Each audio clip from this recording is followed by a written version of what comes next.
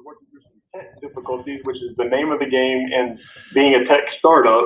But we're up and running, and this is such an amazing crowd here today. People from all over Tampa Bay, and it looks like we're about to get started with the presentation. So very exciting, very innovative all around, and what a great place to meet up and take a break from quarantining and social distancing to actually feel like you're at an event talking to people.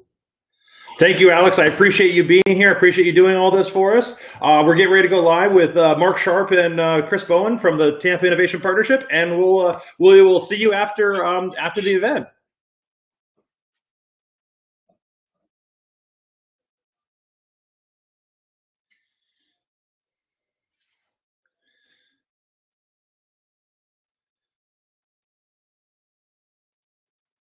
Mark Sharp, along with Mr. Chris Bowen, who is the chairman of the board of directors. Come on up, you guys.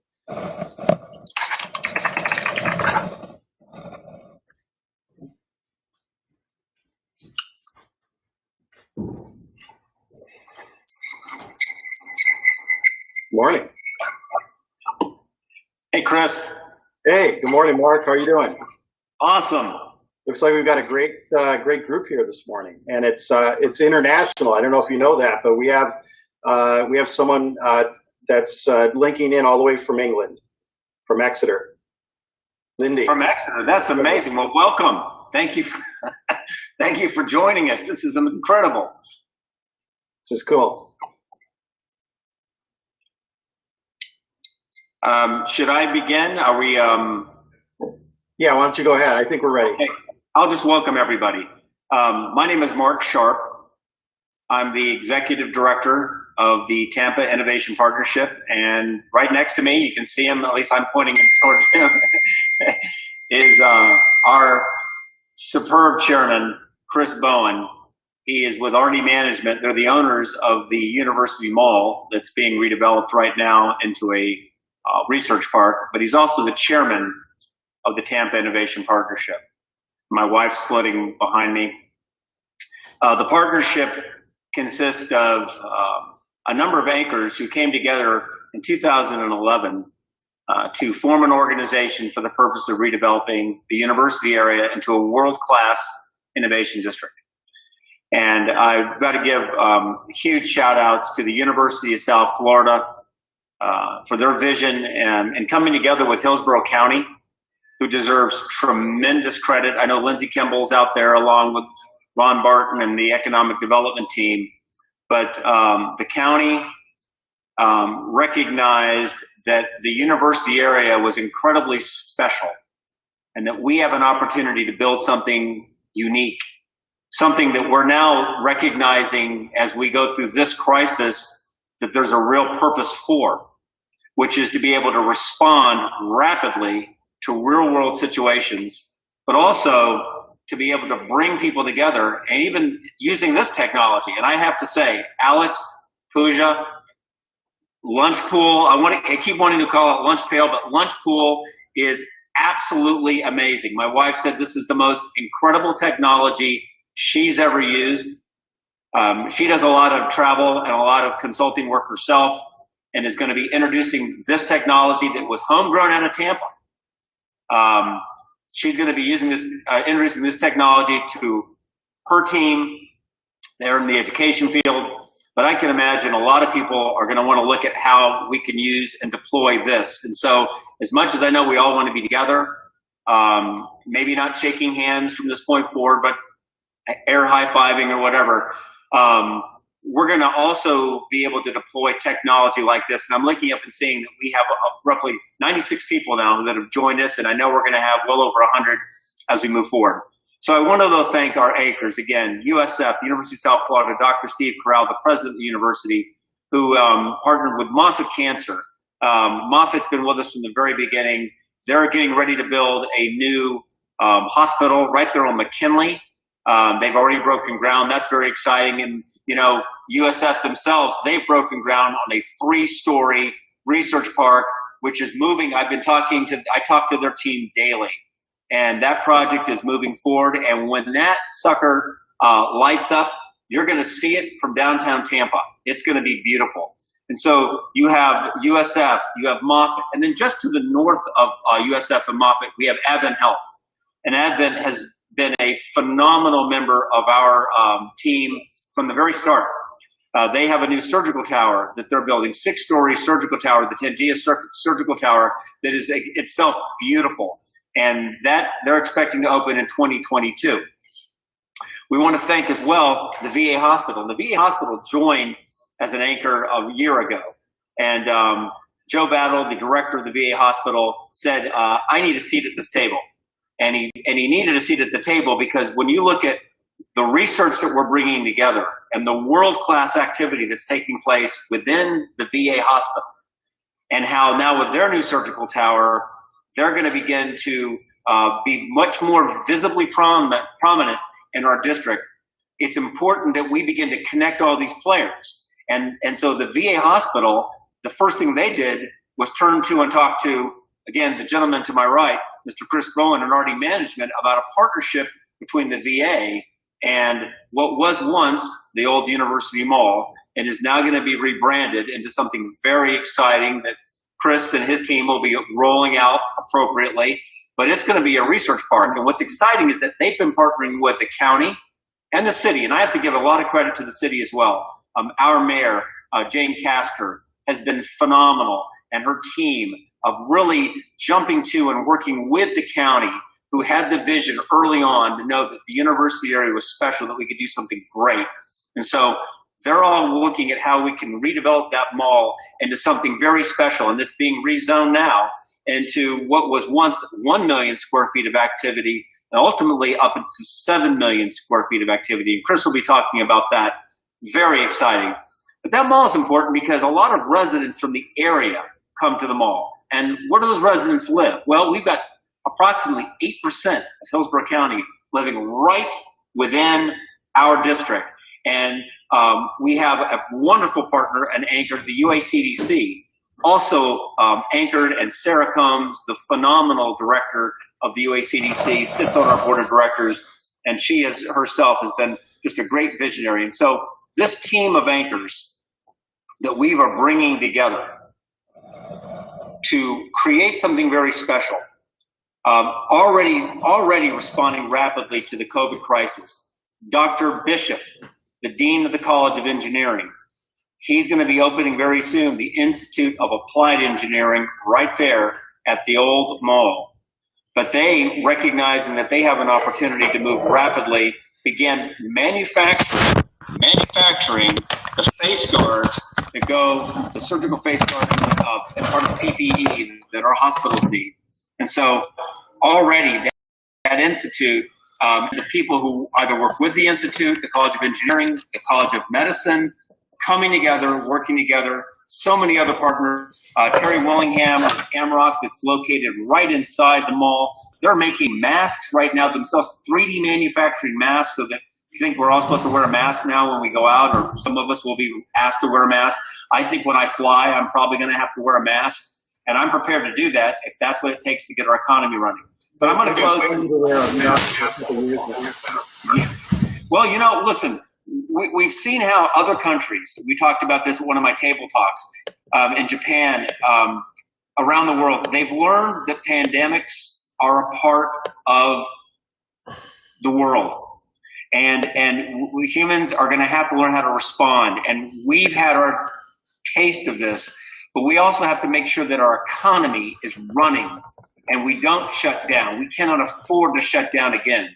So we have to know how to keep our people safe, have products to keep people safe and alive, new medicines. I'm so proud of our healthcare industry for being able to respond so rapidly. Now with the Gilead, the announcement yesterday that they might have a treatment that potentially could work, early stage, vaccines, which will come later. But we're going to learn how to respond and work together. And we're also learning, and I'm going to close by saying this, what we're finding out is that research parks are what are going to drive innovation in the future.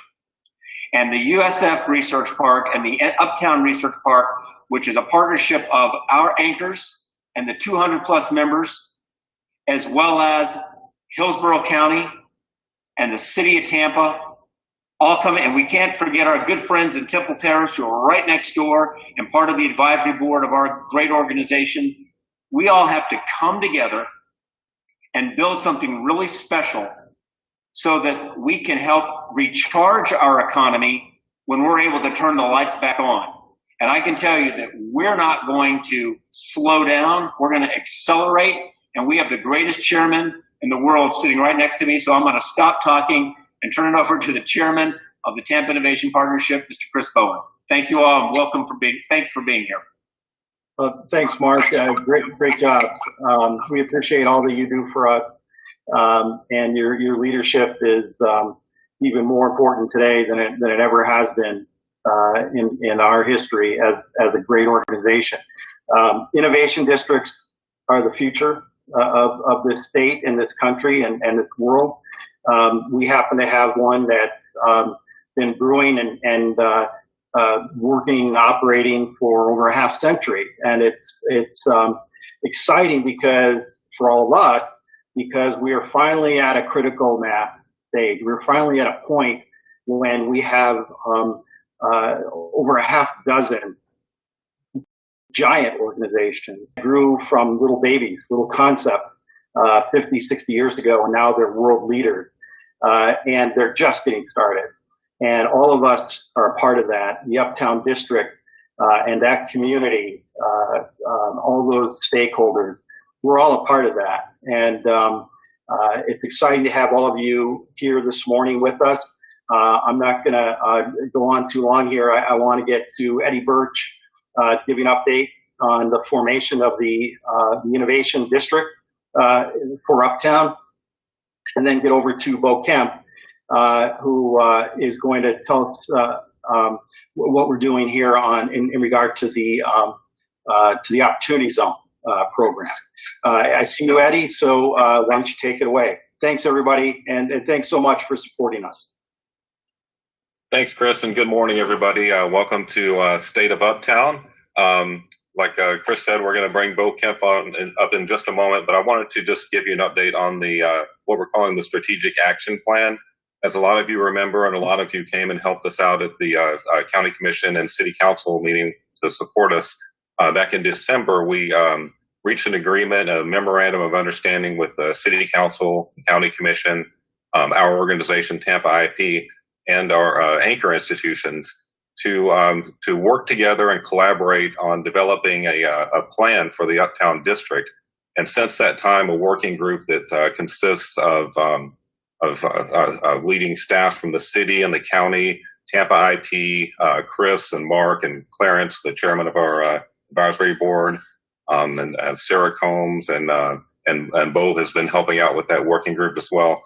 We've been working on a framework for that strategic plan, and that framework establishes some target outcomes, some desired outcomes that we'd like to see as a result of the plan, and proposes some action steps to get there. We're close to finishing a draft of that plan, and over the next couple of months, we'll be refining that we'll be reviewing it with the city and county staff, and then around the beginning of 2021, we'll formally present that plan to the City Council and the County Commission. And just quickly, I just wanted to go over some of the 6 outcomes that are in that draft plan right now. One of them is the overall desire to make the district a catalyst for economic growth and a global thought leader for innovation and innovation development. To achieve that, we'll use the opportunity zones. That's a great tool that we have here in the Uptown area, and we'll establish an institute for innovation. That's an institute that can be a model for other communities, and we can share some of the ways that we get to where we're going with other communities, and really be a resource. And also to develop a robust brand and marketing that would help us toward that outcome of making Uptown a global thought leader and a catalyst for economic growth. The second outcome is community empowerment. We want to make sure establishment of the CEL, the Community Enrichment Lab, was a big step in that direction. The Tech Hire program that we've been involved with CareerSource serves that empowerment by delivering, helping people get job skills. And also, we're looking, we're working with CareerSource in the future as the tech hire grant winds up on what the next step in that's going to be. And also exploring ways to incentivize attainable, affordable housing that's crucial to the success of the strategic action plan. So we're working together to come up with some ideas and solutions for that. Creating a dense urban mixed use walkable, bikeable community is an outcome that we want to see.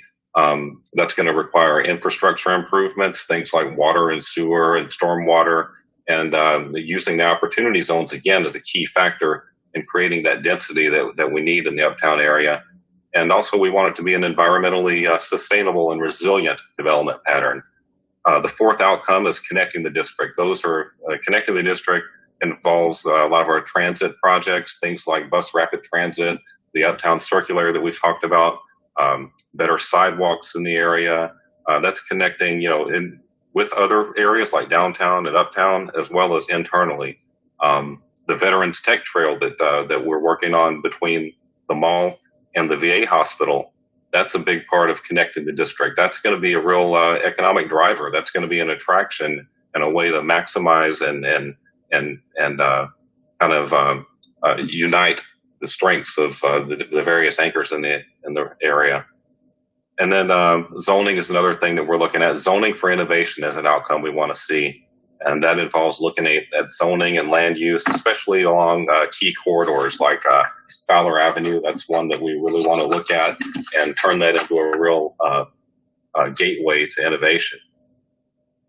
The sixth outcome, that's going to be the governance question about how do we keep this strategic plan in action, moving forward, and guide it along. And that involves looking at structures like our existing organization. How can we involve that 501c6 in order to better serve the plan, or do we need to create additional entities that might help with that? So those are the 6 major outcomes that we're looking at. And as I said, we're pretty close to finalizing the draft, and then we'll be reviewing that and presenting it for approval early next year. Some of these will take a lot of extensive research. So once we get that draft finalized, we'll be working with technical advisors and experts. A lot of you that we may have already talked with in the past, we're going to call on you again and help figure out how to get there.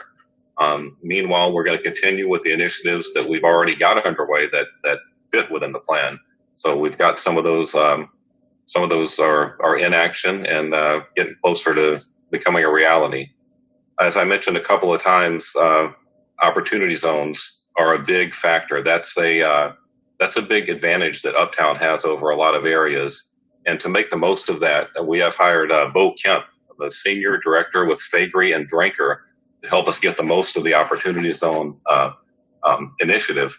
And Bo is really a guru on opportunity zones. He previously worked with Senator Cory Booker, and Senator Booker was the co-sponsor of the bipartisan bill that created the Opportunity Zone program. And since 2008, Bo has focused his attention on working with investment funds and municipalities and developers to implement Opportunity Zone initiatives throughout the country. He's got a reputation for driving innovation in municipal utilities, infrastructure, and economic development. And he's brought all that expertise to our planning effort here in Uptown. And if you have questions for Bo as he goes through his presentation, go ahead and type them in the Q&A. As Pooja mentioned earlier, you can vote for questions that you really want to see addressed. And then later on, time permitting, Bo will try to address as many of those questions as possible. So use that Q&A. And I'm going to turn it over right now. Joining us live from the Windy City, welcome Bo Kemp. Morning, everyone, and thank you for having me. Thank you to the Innovation District team, Chris, Mark, Eddie, Eric, Bonnie, and also to both the county and the city for their support. We've been working on putting together a plan around opportunity zones since the end of summer last year, and have had the opportunity to make this presentation to our executive committee and to many other groups within the area, and are excited about being able to give you a summary of how we believe we can leverage opportunity zones to help achieve the goals that Eddie just outlined as part of our broader agenda in transforming this area. I'm going to share my screen so I can take you through my presentation, and hopefully everyone will be able to see. Give me a quick second here.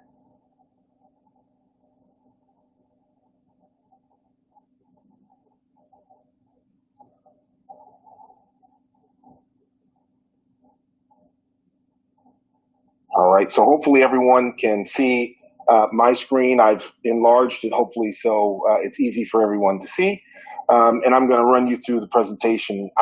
In this mode, can't see if people have questions. So I'm going to go through the entirety of the presentation, and then afterwards, if time permits, answer any questions. And I'll actually continue to participate in the conference until the end. So if you don't get a chance to get your question answered when I finish the presentation, you can sit at a table with me, and I can try to answer your questions directly then. So let me start by saying we have a really unique opportunity here in the Uptown district. This is the largest opportunity zone project in the United States. And I say that with a lot of confidence.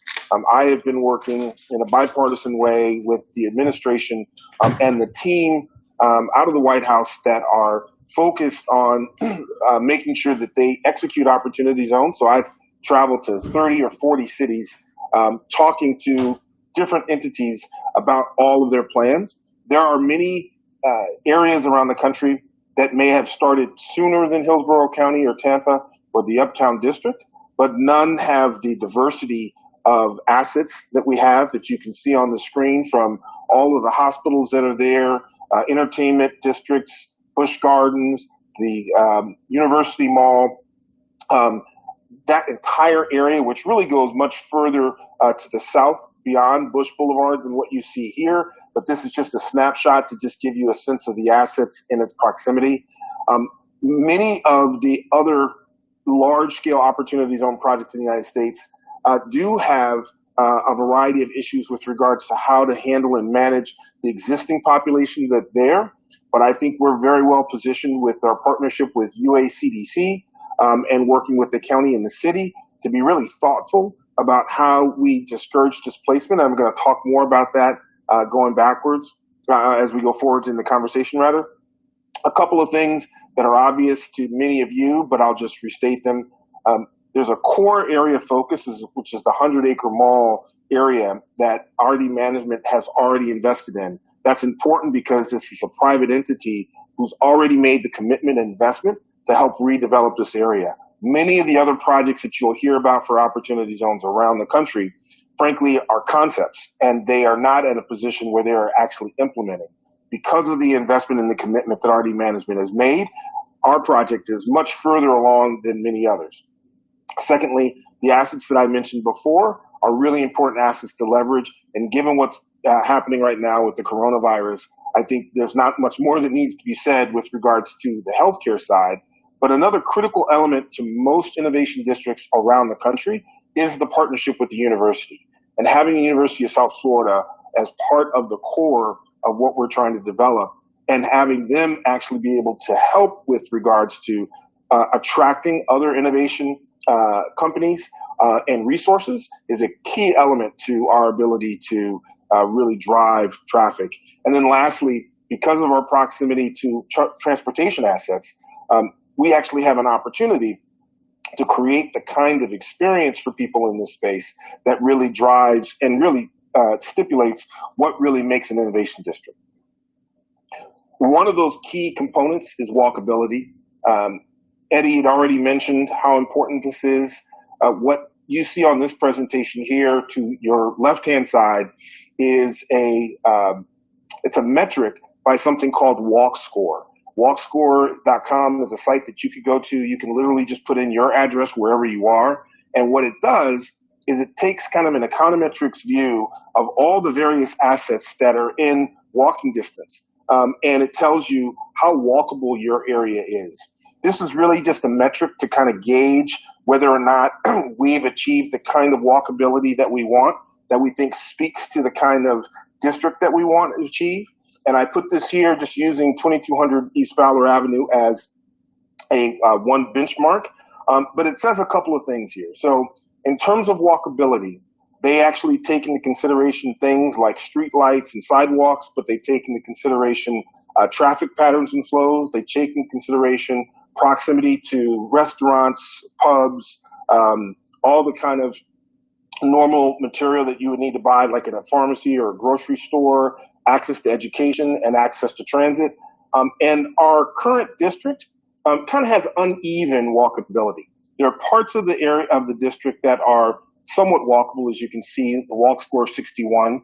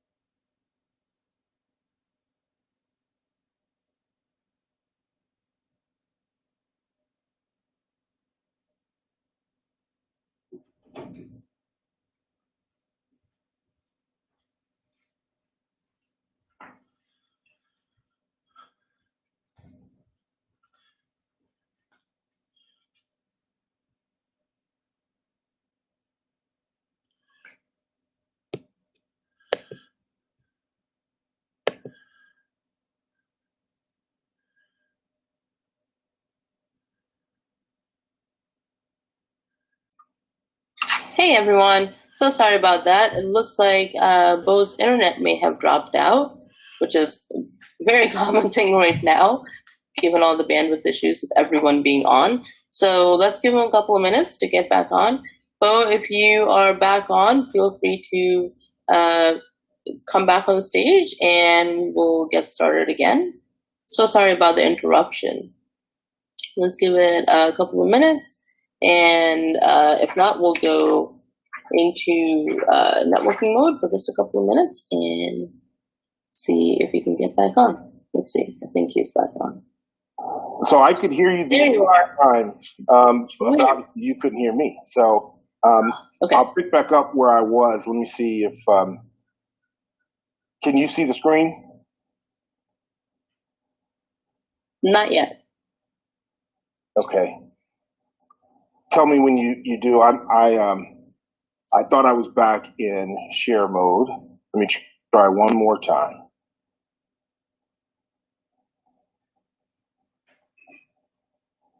Perfect. All right, how about You're now? free now. Yes. Okay. I think you probably heard my point about walkability. I won't stay on this page too long, but just the short answer, or just to recap, we need to push up walkability and transit in order to achieve the kind of mixture in both people, housing, retail, commercial that's ideal for an innovation district. So in doing that, a key element to our success is going to be actually attracting outside private investment. Now that private investment is going to follow the public investment that we're making. And that's part of where the Opportunity Zone program comes in combining that public-private aspect to things. And in doing so, we're not going to be able to kind of spread the seeds far and wide. We're going to have to target in some areas. What you see on the screen here in kind of these concentric circles really just is a reflection of specific areas around the district where we envision that we would start with core investments driven by both private money, public money, and Opportunity Zone money. And as we move around, how we would be able to touch the entire district over a period of time. This really is just to give you a sense that there is some strategy behind to make investments and what investments and what areas to follow up with. And it isn't just a straight line. Some of the areas that you'll see, like the number one area here, is the core with the mall. If the mall is not performing, obviously it's difficult to attract the investment throughout the rest of the area. But as you move through other areas, you'll see that we envision, for example, there is a great opportunity to build additional housing, both for students and for workforce. So people who are working at all the three hospitals, the university itself, or the mall, having the housing stock that would encourage them and allow them to be able to live and work in walking distance. That's one of the tangible ways you increase walkability. You'll see how that moves as you go to different transit centers, like at the node number 3. You'll see how that moves throughout periods and areas like node number 4, where UACDC is. But the idea is that we would actually strategically target specific investment areas where we can work on all of the elements together to achieve our broader goal. So one of the things that I've mentioned very early on is when the county and the city committed with the Innovation District for us to complete the Opportunity Zone research, one of the things that they all stipulated was critical was that we want to encourage the development and transformation of the Uptown area into an innovation district. But we don't want to do that at the expense of the citizens that are there, right? So there's a lot of concern about gentrification. But not only do they not want to move vulnerable citizens out or displace vulnerable citizens that are in a position where they may currently have attainable housing, but with the push of new students, new workers, new folks that would move into the area could be priced out, they also don't want to do the same for businesses. And obviously the mall has over time changed its clientele in many different directions, but there are a lot of current vendors at the mall who, as the mall begins to transition, as the mall becomes a hotter destination and rents increase, we want to make sure that we actually keep those businesses in proximity, even if the mix of businesses that exist within the mall today needs to change. And that means we actually have to put together mitigation strategies that are specific of how to do that. So as we go through the nodes that I listed on the page before, there are 3 areas where we think that there is a significant risk to either displacement of people or displacement of businesses. And we've developed some mitigation strategies of what we think we need to do to reduce that risk and accommodate those entities and or people continuing to live within the Uptown district as we transform the district itself. Within the mall, as I mentioned, there are a number of businesses that currently might not continue to be able to afford the rent. That's separate from the COVID issue, but just naturally as the mall becomes a more popular destination and it gets transformed. Part of our mitigation strategy is to develop new commercial corridors, for example, along 22nd Street, that are continue to be in proximity to a lot of the residents who use those stores themselves. In fact, they may even be closer now, but also keep them in the area so that people who are used to going to the mall in order to buy or use that vendor no longer, they don't have to go someplace completely differently. They just have to go down the street a little bit and stay in the area. We think in order to do that effectively, not only will it require us to transform 22nd Street and turn it into a more commercial corridor that probably is a mixed-use commercial corridor that has both commercial and housing that sits directly next to the street itself. But it also means that we're going to have to provide some incentive and some support around accelerator and incubator activities for small businesses for both expansion and formation. On the people side, we think that there are a couple of areas that are at risk of displacement for folks. Around the UACDC area, which Sarah Combs and her team have been particularly focused on, much of that area is a mixture of housing that is actually the stock itself is probably a little bit dated, but its location and proximity to both some forms of public transportation, a lot of retail, and a lot of potential commercial companies like the hospitals and the university is really high. And it means that as you begin to transform that area, that's one of the areas where there's a lot of risk of moving a lot of folks out. One of the things that right now prevents that from happening and why it hasn't happened in the past is that there's a patchwork of wastewater and wastewater and stormwater activity, some by the city, some by the county, and some is on septic. And without actually reinvesting in the infrastructure to create a more unified and a higher capacity storm wastewater system, you can't actually build vertical. And without being able to build vertical, you can't transform and create a more diverse housing stock, which is necessary to attract and grow that area. And without that vertical housing stock, you can't guarantee that you can accommodate the existing population, because you'll have to make not only this be mixed use in terms of both some commercial and some residential, but mixed income, so that you're going to have some market rate product, but also some attainable product, so that you can keep the folks that are currently there in that space. So that's one of the ways you'll see how infrastructure integrates directly into our ability to address vulnerable populations with regards to displacement. The same is in short true on the Nebraska and Fletcher area, just as an example. But what this slide is really to make sure you understand is we've been intentional about evaluating the risk of displacement to businesses and people to ensure that the strategies that we move forward with accommodate that. I want to take a second and get to this issue about the mixed income housing, because depending on your perspective, a lot of people have some concerns about what that really means and reflects.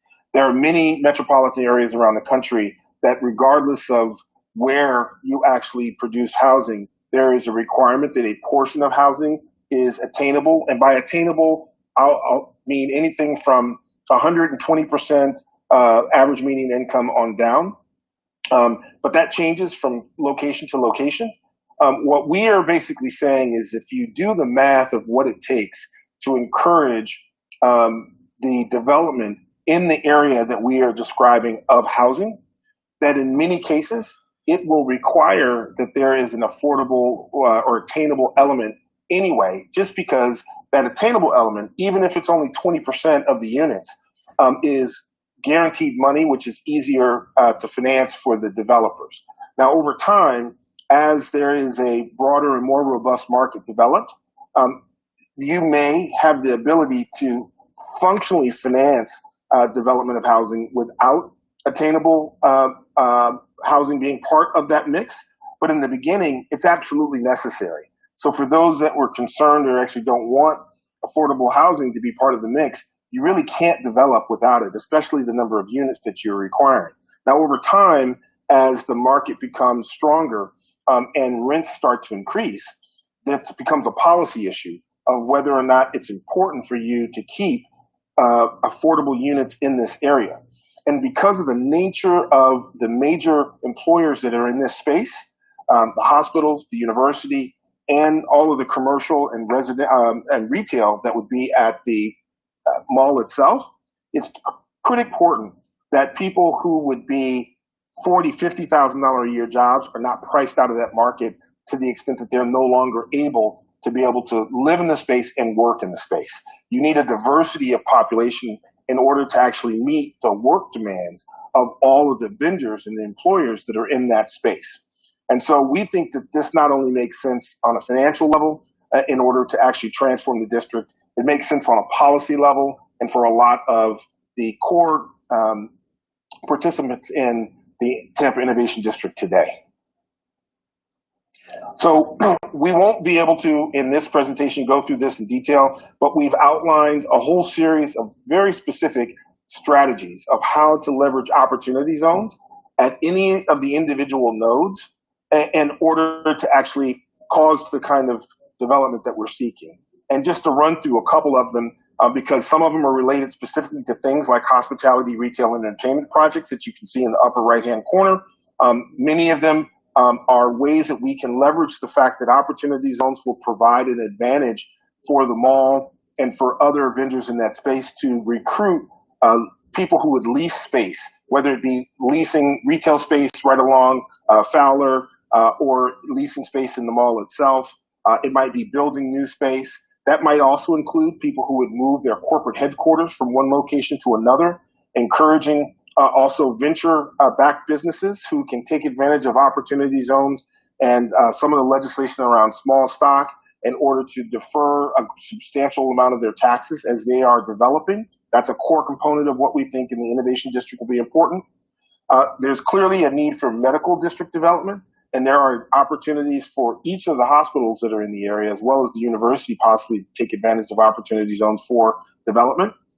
We've mentioned housing broadly, but there's also the opportunity to invest directly into small or existing businesses. And so it could be expansion capital for existing businesses that are there, or it could be venture capital for businesses that you are recruiting and actually establishing in this space. So you're able to invest in both the real estate aspect of the project as well as the operating aspect of the project. And then there's some other things that are a little bit different and interesting. For example, energy and water infrastructure, as we mentioned, along with transportation, are going to be all key components of infrastructure important for this development. And there are ways to leverage opportunity zones to create public-private partnerships. And in fact, probably to execute some of these major infrastructure improvements are going to require some form of public-private partnership. There's a chance to also leverage opportunity zones for vertical farming, as well as warehousing and development. So I mentioned that there are some gating issues, and I gave you a description of some of those gating issues, specifically using the UACDC area as an example, where they have the hodgepodge of water and stormwater that's either county, city, or septic. But there are several different gating issues. So there's obviously the transportation issue, which has been mentioned, and I know we'll talk a little bit more about later. There's the water issue as well. But there are also some site-specific gating issues, meaning site control is typically a gating issue. One of the things that we've been able to do that has helped to alleviate that issue is by working with RD Management. They've already bought 100 acres. So that's a first important foray into site control. Land use and zoning are also major issues. Again, working with the county, working with the city, RD Management's actually been able to get a supplemental and a new land use for the mall that allows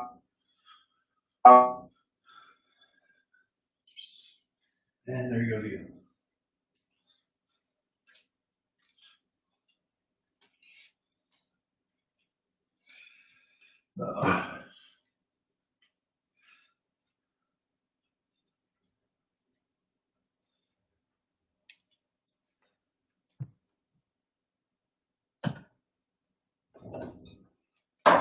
On. I think Bo's having some technical difficulty. So Eddie, come on up to the stage. There you are to kind of kick us off with some of the Q&As.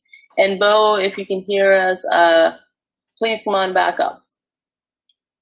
So while Bo's coming back up, some of the questions that have been in the chat are whether or not this is being recorded, and can we send Bo's presentation over? And yes, this is being recorded, so we'll make sure we get the link out to everyone. And Bo's back with us now. So the other question, Bo, I was just kind of keeping everybody warm while you were getting back on. Yep. Okay. I can hear you. Would it be okay if we shared this PowerPoint with all the attendees today? Yes. Okay, great. So if you want to just, with a couple minutes, if you want to just go ahead and wrap up, and then we'll get to some. Yep. There's only 2 more slides here, but I'll just make 2 quick points just as we end. You can see on the right side of the screen, population density, infrastructure improvements, and housing. These things all work together. And in order to be smart about how we grow the space and transform the area, we actually have to think about the components, these 3 components together as we move forward. We've made some specific recommendations around community engagement and social equity, around technical assistance seminars to help local businesses understand how to leverage opportunity zones, creating an investor conference that we can actually use to recruit opportunity zone investors from around the country, not just the area. Direct partnership with USF, which we've already begun, and leveraging their students to actually help with some of the work that's necessary for us in pre-development, potentially applying directly for a choice neighborhood grant along with UACDC, which is basically a public engagement grant that would allow us to reach deep into the community to make sure that we are getting directly from them their input about how they'd like to see this area transitioned, and then an EDA grant that would allow for us to also evaluate social equity metrics and performance. We've also had some success so far and have made some additional recommendations around opportunity zone funds. RD Management has created 3 additional funds for investment in the space, separate from the investment that they've already made. We've been working closely with a group, Florida Community Investment Group, which would be the first state-only opportunity zone fund of its kind. We are hoping to use them as a template for how we can work with many potential investors where they are looking to come and make investments in this area. We've been working with groups like the CEL that have been mentioned before, the Community Enhancement Lab, around how we can leverage the mall and its location to recruit the area venture-based businesses to actually locate within the mall and the Opportunity Zone district, and also to work closely with all of the research areas around intellectual property for Opportunity Zones. So that's the end of the presentation, and hopefully I kept us relatively on time and happy to take any questions.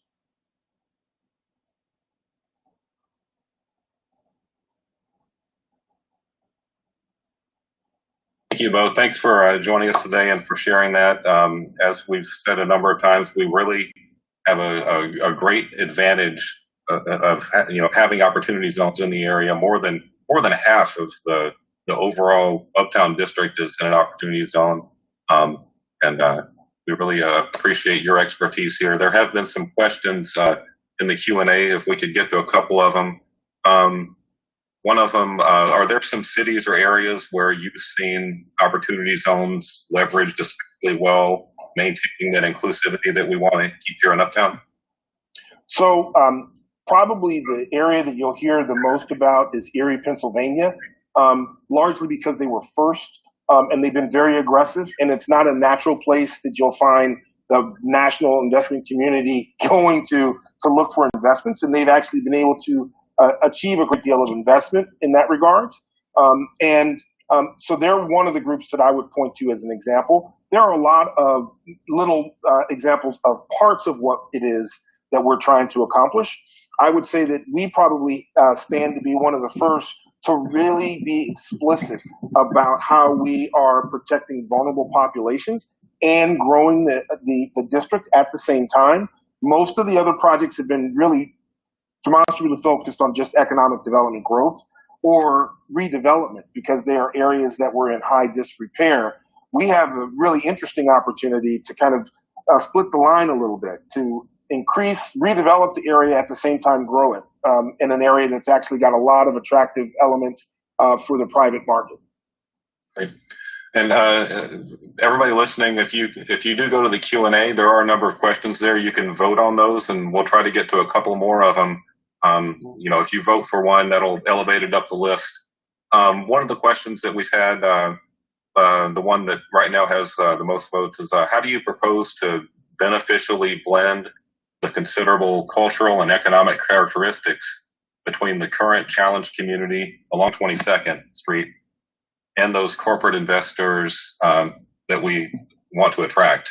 Yeah, that's a great question. And I think I kind of touched on it in the beginning where I made the point that, contrary to the way some people might think, it's not as though you transform the area by moving the existing population out. Quite to the contrary. In fact, you need the diversity in that population to create the kind of walkability that actually makes it attractive to everyone.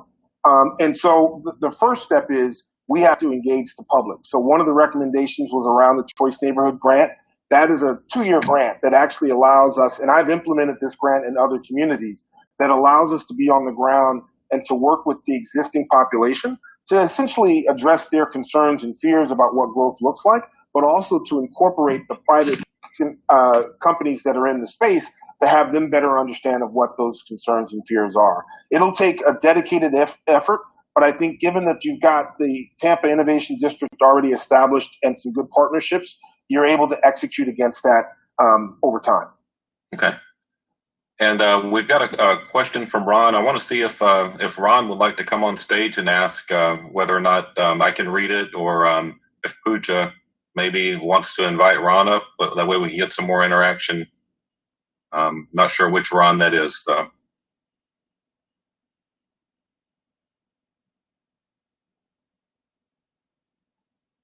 Hey there, I've actually invited Ron up on stage. So Ron, all you have to do is click accept, and you should be able to join on stage with us. You may have an issue with getting the pop-up. So let's there we continue. Go. There's Ron. Oh, there it is. Hey, Ron. Mr. Weaver, welcome. I think you're on mute.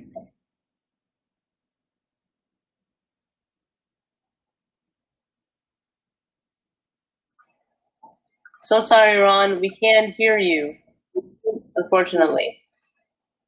I believe you're on mute. Either that or with the headphone. So, yeah.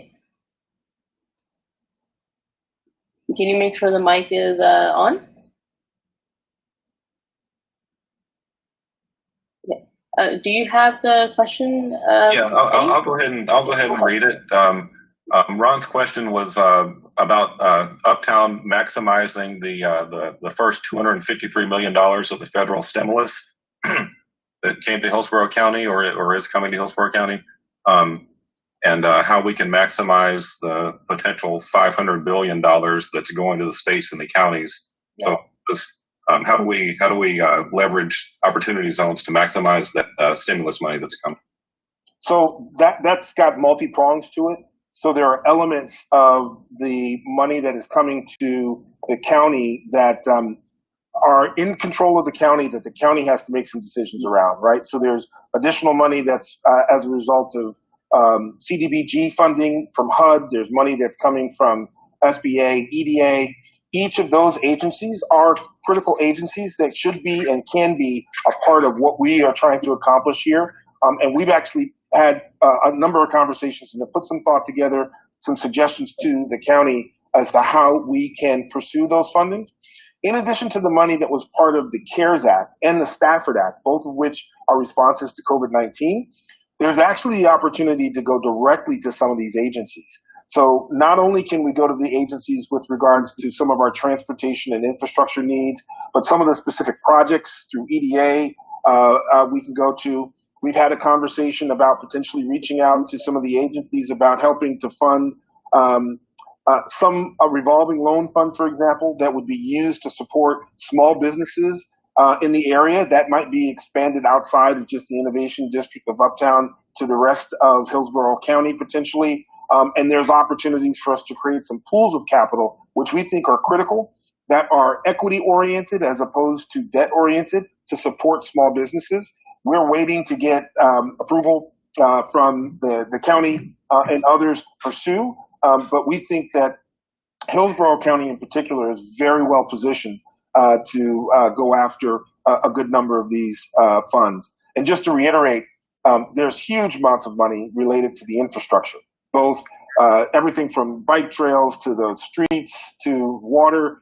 Now, that's the least sexy of the conversations that people like to have, but it's the biggest chunks of money, and it's a really important and timely conversation to have because those become essentially instigators for all the other development. And the advantage that we have is not only the coordination of the city, the county, and the Innovation District, but we already have a private investor who's already put their money in, and that plays a major role in going up the ladder in priority when you're applying for any of the federal support. Not to mention that we're in an opportunity zone, which the president has signed an executive order that prioritizes those projects within an opportunity zone.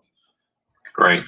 We do have a panel standing by, so let's just do two more questions. One of them I think will be pretty quick to address.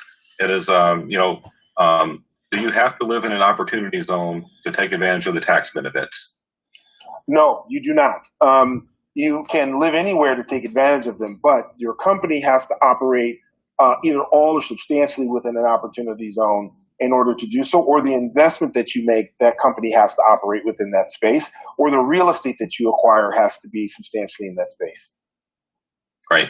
And Bo's going to be around for a little while after the presentation, so we'll be able to do some of that networking that we did beforehand. You might be able to ask Bo some questions there. One more question before we wrap up.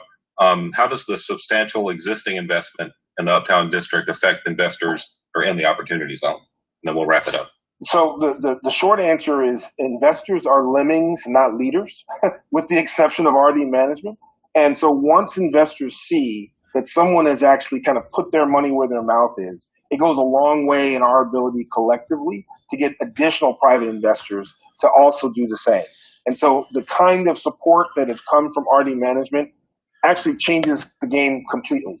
Not only in our ability to recruit private investors to partake in our investment, but also committing both the state, the county, and the federal government to invest their money alongside the private money in this space. Thank you very much, Bo. Thanks for all the work that you've been doing with us and to help shape this and leverage the opportunity zones. And we look forward to seeing all this work come to fruition. We really appreciate you being here today, Bo. Great, thank you. So thanks again for all your questions.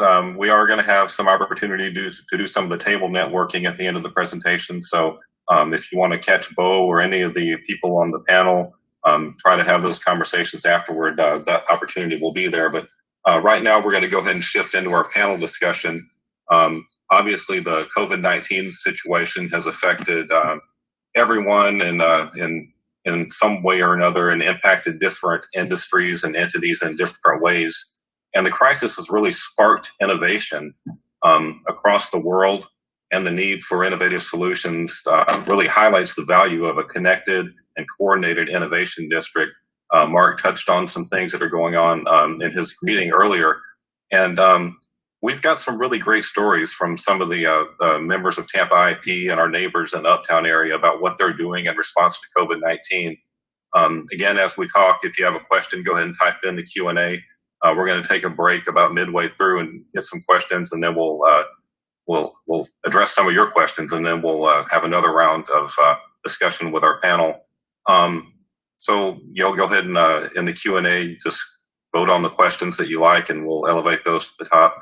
Let's go ahead and get started. Our panelists that we have with us today, we've got Pastor Tommy Kolonen. We're going to start with him, also known as Urban D, because Crossover Church is where we were supposed to be today. Crossover's been a great member and a great partner and hosted a lot of our events, and that's where we would be with you today. Can't be there today, but Tommy's with us virtually. And Ian Lieberman from Fuzzy's Tacos has joined us as well. I know that we've been to Fuzzy's Tacos a few times, and hey, they're still open. You can still get your drunken pig. That's my favorite over there. Harry and Steve Willingham from the Foundation for Community-Driven Innovation and the Advanced Manufacturing and Robotics Fab Lab, known as AMROC, located right in University Mall, is with us today. We've also got Ben Tran from the West Wing Boutique Hotel and Quality Inn and Conference Center joining us. And I think Ben might be another one of our international guests this morning if he hasn't relocated. And Tracy Ingram, our tech evangelist with Tampa IP and a serial entrepreneur in the many tech field, is with us. And also we've got Dr. Terry Hunter from the USF Division of Patents and Licensing. Welcome to everyone. I'm just glancing at my screen to see if we have everyone that I just mentioned. There's Dr. Hunter on. All right, everybody, thank you. So if you can all, for now, let's put yourselves on mute so we don't get the echo with so many people on stage. And I'm going to go ahead and start with Tommy. You can stay off mute. Tommy is the lead pastor with Crossover, and as I said, that's where we were supposed to be today. And Crossover is really adapted to the challenge of not being able to have people in for a fellowship.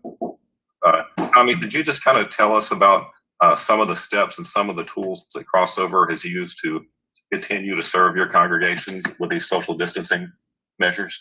Sure. Well, what's going on, everybody? It's good to see all the Uptown family. It's good to see you guys' faces. And yeah, this has been a season that none of us have ever lived in before or led in before. And so there's been a lot of innovation. We've got to adapt in a lot of ways, no matter what your industry or your job is. And churches are no different than that. I think churches as a whole have probably innovated more in the last 30 days than they have in the past 30 years. So Crossover Church, though, we've been known for being innovative in a lot of church circles. And we were already really strong with using a high digital, platform with all of our social media stuff, and we streamed our services, and we had a lot of people engaged with that.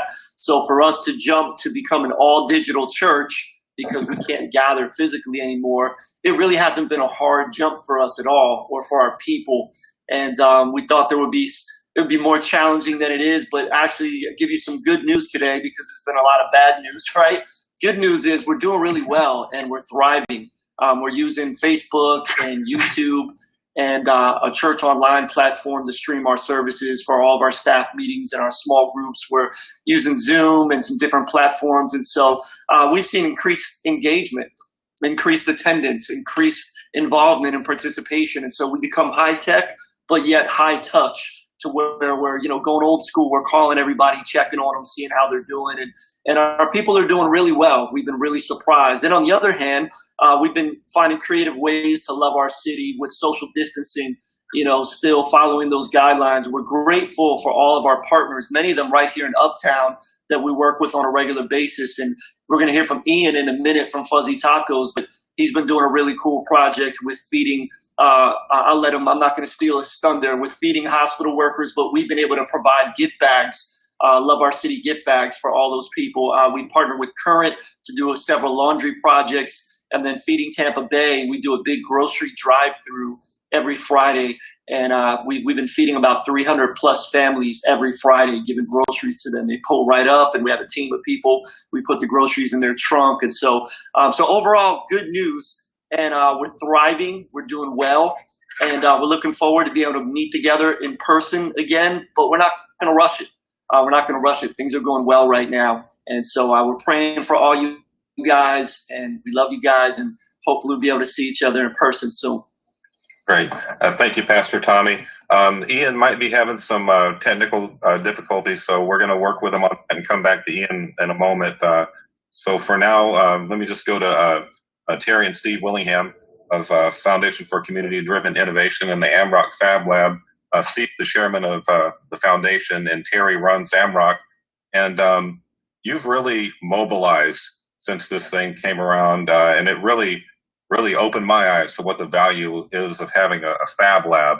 And Terry, you are on mute right now. If you could unmute yourself, just kind of tell us some of the things that you guys have been involved in response to the COVID-19 issue. You want to start, Steve? Oh, no, Eddie was and Terry. So, I'll give a quick elevator speech of what FCDI is, Foundation for Community Driven Innovation. Foundation for Community Driven Innovation, of course, is a nonprofit. Three basic programs. One we do for the community is Roboticon, which we do over at USF at the England Center in mid-October. Off the charts energy fun for students from elementary school through high school, typically bringing student teams from across the state, typically about 3,000 people. High energy event, great. How is COVID-19 affecting it? It is an October event. We don't really know how things are going to play out in the October timeframe, but we're keeping a very close eye on it. We will respond accordingly. We do have a great vision for 2021, where we will double the size of this event and invite teams from across the country to come to Tampa and participate. Beyond that, we do Gulf Coast MakerCon, which is a celebration within the community of innovation and creativity. Our original concept was to do this on Memorial Day this year. Obviously, with the coronavirus happening, that was not going to happen. Finally, we have AMROC, which Eddie mentioned, is the Advanced Manufacturing and Robotics Center Fab Lab, which is located directly in University Mall. Within that, we do manufacturing skills training, great student robotics programs going on there, automotive skills certification training, 3D printing, small-scale manufacturing, production. And this June would be our first anniversary. So we're quite interested in that. How are we responding and working with the COVID crisis? I'm going to turn that over to Terry and she'll let you know how we pivoted. And we are actually, while the mall is empty, we're still in production in many different ways. So Terry? All right, I actually have a little show and tell. I'll be quick. This is what we're producing at AMROC Fab Lab. I don't know how well you can see it. It's actually a personal protection face shield.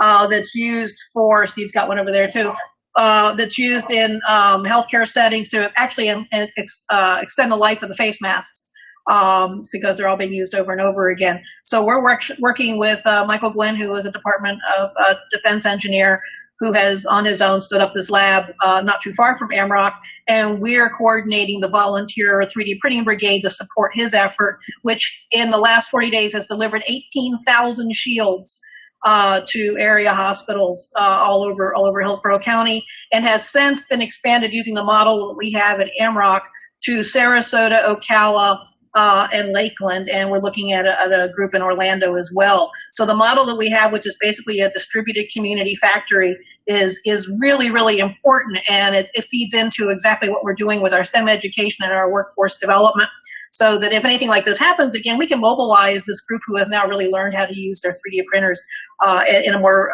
productive fashion. So they've gone from being a hobby tool, hanging around the house, to being something that can be really useful and provide some real added value. And most recently, we just started working with Pioneer Medical Foundation, which provides healthcare services to the homeless, the uninsured, and the underinsured. And that just happened as of a few days ago. We've already started providing them with face shields, and we're going to start producing face masks at AMROC. We have 5 nice sewing machines over there, and if anybody wants to join the Wednesday and Friday sewing circle, you all get your own special table, good 6 feet or more from everybody else. So we'll be doing that. And we also continue to provide online mentoring to some of the teams that are in a robotics challenge in collaboration with SOCOM and SOFTWorks. And those teams will start using the Fab Lab on a limited basis to work on their competition robots. They actually each earn $6,000 from SOCOM and from SOFTWorks to produce these robots. And so we're working with them to teach them, to help them mentor them through their project. So we've kept operational and really appreciate what we've been able to do. The Suncoast United Way just give us an emergency COVID-19 grant, which we're applying to the MRG 3D face shield printing project. So yeah, Fab Labs are good to have in the community. Definitely. Happy to answer anybody's questions afterwards. Okay. And again, if you can use the Q&A, go ahead and type questions in there. I have shared in the Q&A a link to a page on AMROC's website with some more information. I don't think it's hyperlinked, so you can't just click on it and go there. But if you go to their website, you'll be able to find information about the COVID community support. Thank you, Terry and Steve. Ben Tran, one of our neighbors, and Ben is the Director of Revenue for the West Wing Boutique Hotel and Quality Inn and Conference Center, and his role involves managing the rates and inventory, and most importantly to us, the partnerships and strategic planning. Ben, your hotels have responded in a unique way to the COVID crisis. Can you tell us about what you've done, and are you one of our international guests today? Yeah, of course. Thank you for having me. It was unfortunate that COVID-19 affected Tampa's hotel industry at our busiest season. We saw a drop in occupancy from around 90% to 10% in a span of 2 weeks. But during this time, we saw a lot of reports out of Chicago that some hotels are opening their doors to assist with the response efforts to providing rooms to first responders and those affected by the virus. So, instead of closing our own doors, we decided to join the fight as well. And our team reached out to every association that we're part of or know to see how we can assist. And eventually, we were introduced to the county's department that was responsible for finding locations for quarantine isolation. The partnership between the county has been great so far. They're on staff 24/7 at hotels to ensure all guests and team members are safe. Everybody has their temperature checked. We managed to secure PPEs for our team members, and the site is disinfected and cleaned many times throughout the day as well. Once the county is done with hotels, the facility goes through professional medical grade cleaning, and right now we're also in the process of acquiring innovative machines used by hospitals and airlines to such as electrostatic sprayers and UVC machines to disinfect and provide super clean rooms to our future guests. We're very lucky to have such strong partnerships to make this happen. However, globally, there are so many hotels that are barely staying afloat, and millions of hotel workers that are currently without work. So we are expecting a slow and challenging recovery. But I believe with the strong support of our local community, partners like Tampa Innovation and its diverse members, our local economy can recover quicker, stronger, and as a leading example for post-pandemic recovery. Great. Thank you, Ben. Thank you for what you're doing. And I think some of the measures that you talk about are going to be important to everybody's confidence as we open things back up, to use those technologies that we have at our advantage to make sure that everything is clean and safe. So thank you very much. Also with us today, many of you know Tracy Ingram as a tech evangelist, a tech guru. He works with us on our tech workforce development programs and entrepreneurship initiatives. He's also the guy that we call when our computers don't work. So thank you for that, Tracy. Tracy, a lot of people have, we've come to use some technologies that maybe we weren't comfortable with before this happened. What are some things that you've seen, some projects that you've been involved with, and some initiatives to help businesses adapt to this situation? Thank you, Eddie. And I had to jump off there because I'm still doing tech support even right now. So one of the things that's a great thing is being the person that you call is you're the person that people call when there's a problem. But the problem when there's a problem is that everybody's calling you. So one of the great things is I've been really, really busy in this time. We helped put together a website to go sales to capture for restaurants. We found a lot of restaurants that some use Uber Eats and some use Grubhub, but some of them don't have that capability. And so a lot of mom and pop restaurants don't have online capability to order. And if you're using one of those other services, you're spending up to 30%. So we partnered with a couple of applications so restaurants can have free menus, and they can do free online menus that they can use with Stripe and PayPal, which doesn't take the 30% cut. We'll put some of that maybe in the newsletter so that you guys can send it. We also worked with Synapse to create a resource program of all the needs and haves. What we found is everybody was making a list, and there was no consolidated place where you could start finding all of the things that were going on. So we're like, well, why don't we make a community list? Why don't we make a community list where people can submit what they have or what they need so you can start doing those connections? So we started putting that together.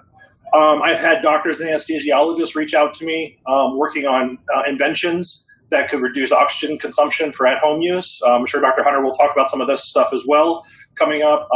I've had phone calls with NASA, the Air Force, working on different projects. So, it's been really, really exciting in this time where a lot of people are like, oh, I'm stuck from home and can't do anything. And I'm like, oh, I'm working 12-hour days. So it's been exciting, and it really just looking at, all the technology. And so one of the great things about being an innovation district, one of the great things about being that technology evangelist is I test a lot of things. I test a lot of things like Lunchpool's platform, and I break a lot of things. And a lot of things sometimes don't work, but that's how you start to find out what works, what doesn't, what can be used in the situation. And so one of the reasons we brought in, like even Lunchpool, was we found that a lot of online meetings in Zoom didn't give you the ability to network. It's great to listen to all of us on the panel, but it's really the time when you got to get to sit in the chairs after this that's cool, that you get to have your one-on-one conversations and you get to network and you get to connect. And as an innovation district technologist, what I've looked at is how do I connect people, not us on the stage. We're all out here trying to do stuff to help, and I'm still here to help everybody. But my job is to help you guys actually connect. It's the 100 people in the room that I want to make sure that they get to connect because they're the ones disconnected from everything.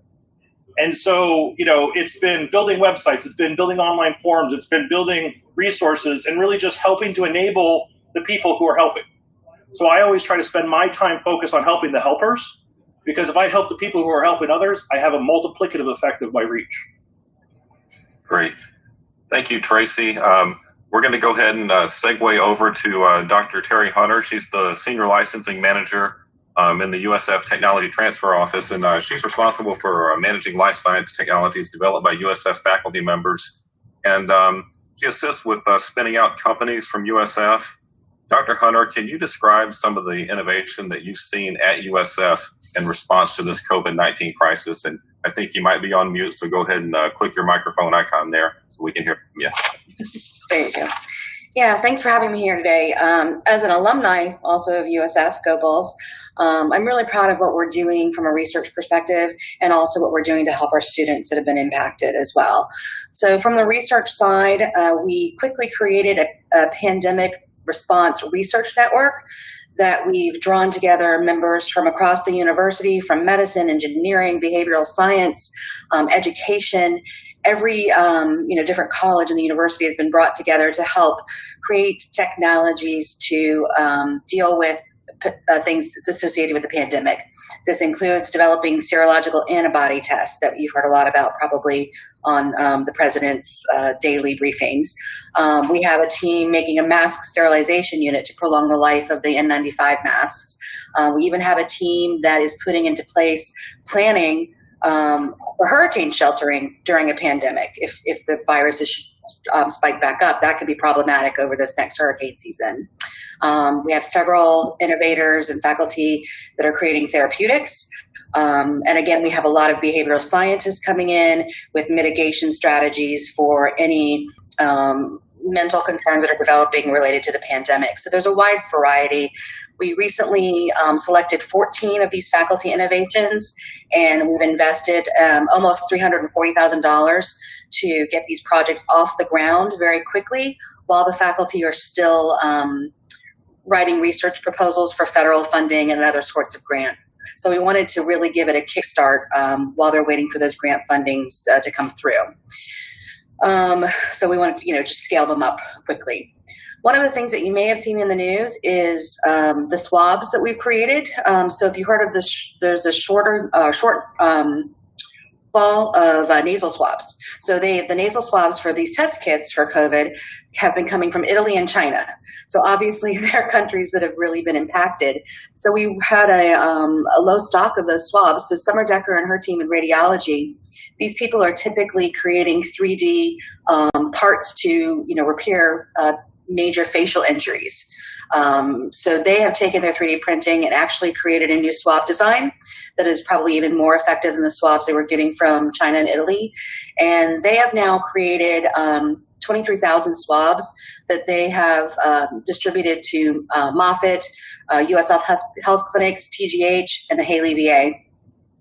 Additionally, we've given this design for no fee to many, many hospitals around the country that have a certified FDA 3D printer, and even the DoD. So these swabs are being printed across the nation right now. So we're really, really proud of that impact. Also, the students, some of them are having a rough time even getting food. So the university family has stepped up, and all of the staff and faculty have been asked to help support the feedable pantry. And so we've been doing that and feeding the students. Recently, the university received CARES money. I think it was $17.4 million last weekend that they've begun to distribute to students in need. And even some of the local restaurants in the area have stepped up, and they're feeding our students as well. Great. Thank you, Dr. Hunter. We are getting a little bit late on time, and I want to leave people some opportunities to network after we do our presentation. But go ahead and do use the Q&A if you have any questions for anybody. Ian is back with us. Ian is a restaurant entrepreneur that many of you know from owning the Fuzzy's Tacos franchises and Uptown and other locations in the Tampa Bay area. Obviously, we've all seen the restaurant industry impacted severely by COVID-19. And Ian, can you briefly discuss some of the measures that you took early on to try to support both your employees and also to reach out and help the medical professionals front line?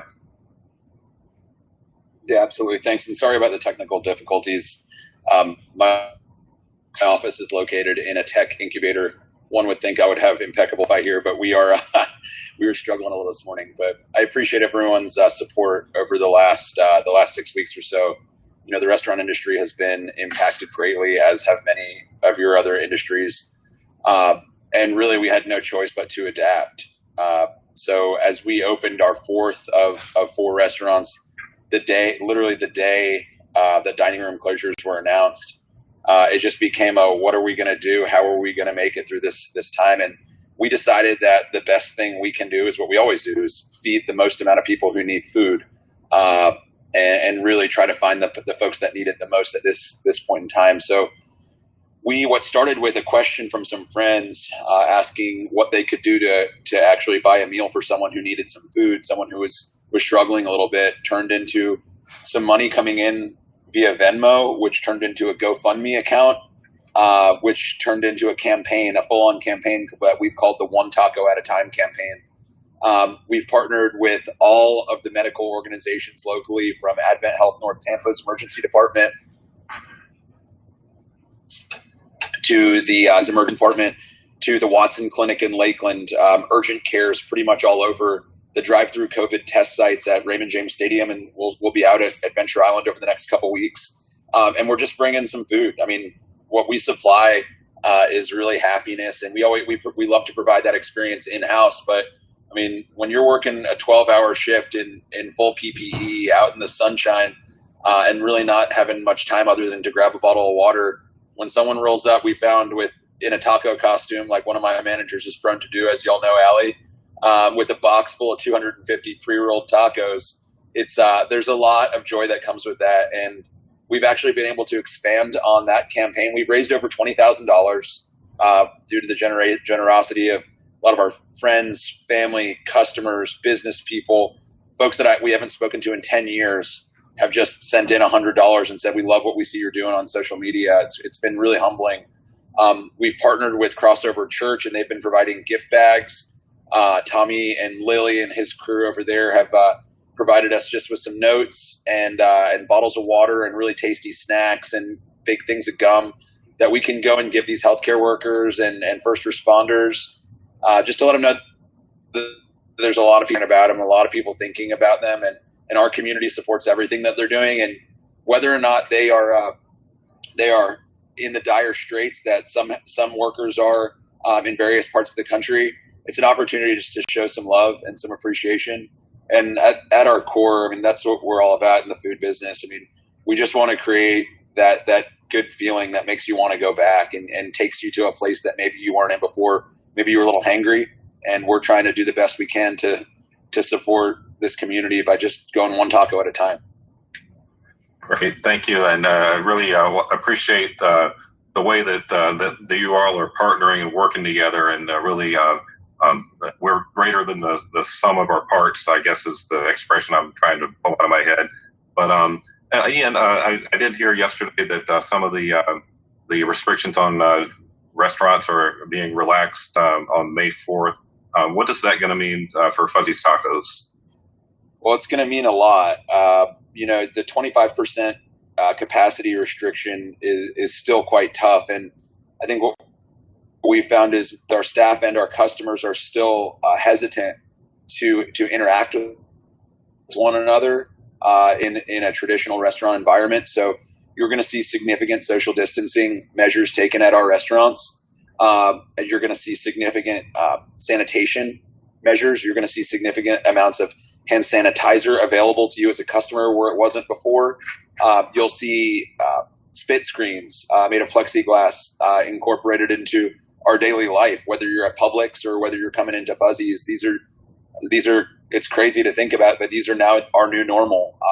So within our restaurant, we're going to operate obviously as safe as we possibly can, not jeopardizing any of our staff or customers to the best of our ability. But we've got to get on with our daily lives. I mean, it's so challenging to operate a restaurant without revenue and customers. Financially, it's challenging, and really what we live for is to see and hear and interact with people in our restaurants. And restaurants are just like churches or hotels. They're spooky places without people. So we hope that this is the first step in the right direction, and we'll be getting back to our old normal before too long with just increased safety measures. Great. Thank you. Looking forward to coming back and dining in soon. Just wanted to put this out to everyone. Have any of you had experience accessing or attempting to access resources like the Payroll Protection Fund or small business loans? And you can go ahead and unmute yourselves, and we'll just try to see whoever talks first. If you want to share any of that experience, what's it been like? Has it been as frustrating as we've heard? Yes, it has been. We applied early. There you go. Yeah, we applied for the emergency disaster loan advance, which is does not need to be repaid. But we applied for that the day it opened and got the response back that your application is in process and we'll get back to you when we're working on it. Never heard another word from them. So I don't have any confidence that that's going to come through. Yeah, I didn't apply myself because I haven't been impacted that much, but I have helped a lot of other people apply. It seems like those that have gone with larger banks have had more problems than those that have gone with small community banks. If you've gone with a small community bank, a lot of times your application has gone through it. But if you're going through a Bank of America, Wells Fargo, those type of situations, they've almost been cut out of the system because they're doing a lot of concierge service for their bigger clients, which people have seen in the news. And then from unemployment and PPC, we've worked with CareerSource, of course, as well, trying to getting people access to that. Where the local CareerSource Florida now has access to get people unlocked and have access to unemployment claims, those type of things. So there's a lot of those pieces that are moving right now. We're getting better, but it's still a long way to go.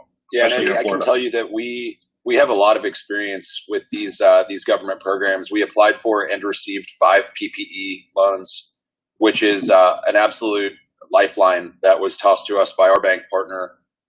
Without them, we wouldn't be able to pay a lot of our bills, with sales down between 45 and 70% across my 4 stores. The first thing I did when this all came through is, panic, obviously. And I filled 5 applications for the Florida disaster loans, went through that whole process, and it was daunting. And at the end of it, what we learned is that a longstanding banking relationship and active communication, and hopefully a banking relationship with a partner that is not one of the big Bank of America, Wells Fargos of the world. If you had that, then it seems like my fellow business owners and restaurant owners had success. But if they did not, due to no fault of their own, they really struggled. And unless you're a significant client of, say, like a PNC, which is a large regional, you weren't really going to get a lot out of them. So thanks to the banks like Republic Bank and Valley National that we work with, we were fortunate, but we were on that short list. Yeah, I'll jump in and say we also applied pretty much immediately when our bank opened it up, which I think was on Saturday. And we're at Regions, which is a smaller bank compared to some of the bigger ones. And we've checked multiple times. We're on the list. We got some more contact from our bank this week. And so it's still in process. So we're still waiting. So we'll see. Yeah, I'd like to comment. One of my very close friends is actually VP at Bank OZK, a smaller bank, and they have a lot of startup businesses. And I know she and her team have been working, 13, 14, 15-hour days to help their clients. So it does seem those smaller banks are really going full effort for their companies. Yeah, we got our... and I mean, this is speculation, but one of the reasons for that might be they have less administration, so they have less checks that has to go through. So a smaller bank can work directly, where a larger bank has to process things, which takes time. Ben, you were about to say something as well? Yeah, I want to just echo everybody's same thing. We have a smaller bank. We worked with them with the PPP loan right after it was announced, and we got our funds pretty quickly.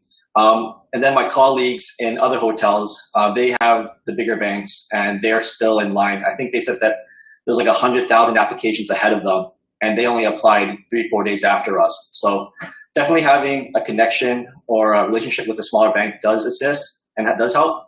And even then, like right now with mortgage payments and everything like that, having a close connection with your bank, hopefully they can give you some relief in terms of relief on your mortgage obligations. Great.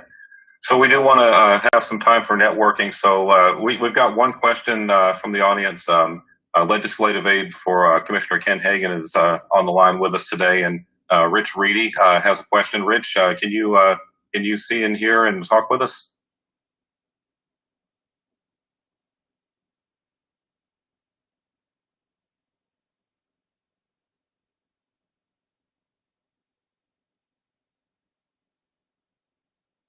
So let's give Rich a second, and if that doesn't.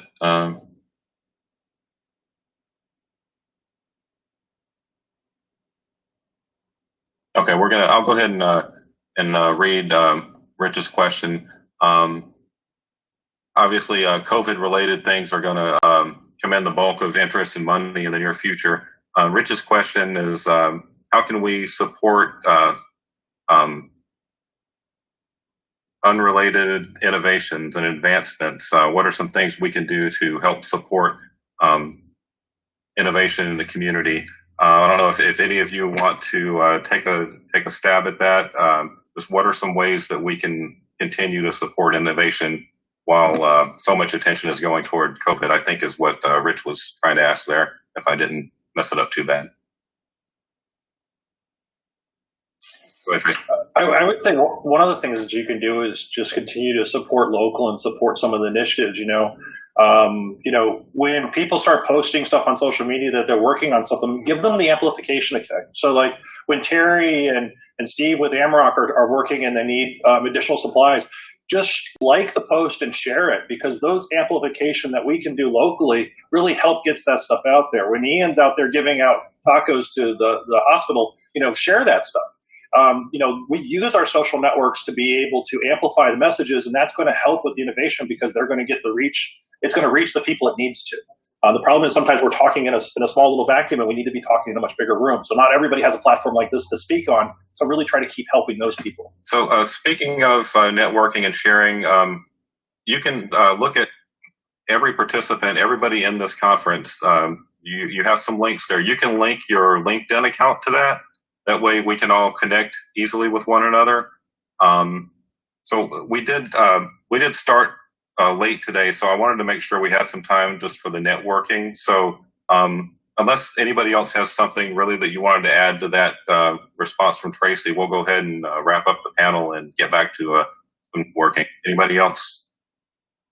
Yeah, Eddie, I just wanted to add one thing. I think partnerships, whether it be with a competitor or a historical partner, are more important now than ever.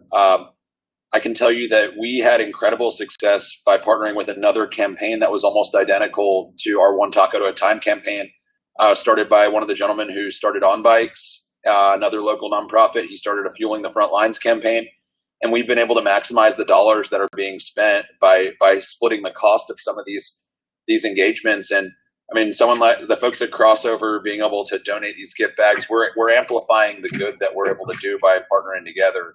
And it feels almost twice as good when you can give someone tacos and a whole bunch of candy and a nice note too. So I think partnerships are more important now than ever. I'll just echo that really quick. Go ahead, Steve. No, Tommy. Okay, I'll echo that really quick. And, I know one of the questions in there says, how has Love Our City been impacted? And we did, obviously have to cancel our big Love Our City week, which was the beginning of April. We're planning on doing something, later this year. It's probably going to be a little bit smaller because we've redirected a lot of our funds and energy into needs that are right now, like partner with Ian and doing several other different projects that we're doing right now as well. So just to echo off of that partnership, and that's one thing I love about Uptown and the Innovation District is there's a lot of great partnerships. And I think the more that we continue to build and grow, we're going to get even stronger as we partner together because not one organization can change this community. It's all of us together. So thank you, guys. Absolutely. We are Uptown. And it's not, it's not politics, it's not business, it's not it's not infighting. It's all of us working together will bring Uptown back. Thank you again, everybody. Let's go ahead and let's do exactly what you said. Let's connect on social media. Let's amplify. Let's share. Let's get those messages out there because it really has a snowball effect, and we can do more good together than in silos. That's what Innovation was created to do: is get all these great institutions in the Uptown area out of the silos and working together, and it's inspiring to see it happen. So thank you very much. Stick around. Some people might have more questions for you if you can stay around in the tabletop. Let's go ahead and switch back over there. Pooja will kick us off stage now, and we'll go back to those tables, and hopefully you can stick around, stay around and talk. Thank you, everybody.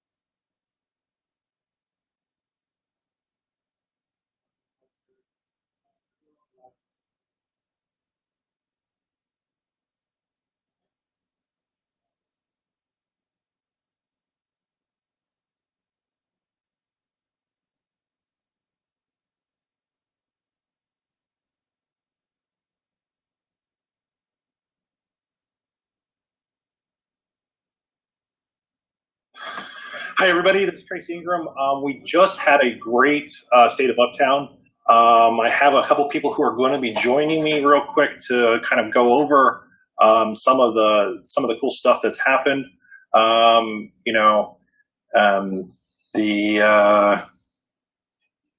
was a lot of stuff that we kind of went over here, and a lot of people are going to be going back through this. But a lot of the message, I think, really at the end was great. Of just how do we help?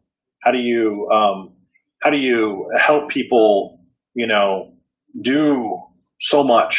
How do you help amplify? How do you help innovate? And that's one of those challenges that you're looking for, is how do you, innovate in this type of realm? Hold on one second. I'll be right back, and let me go grab them.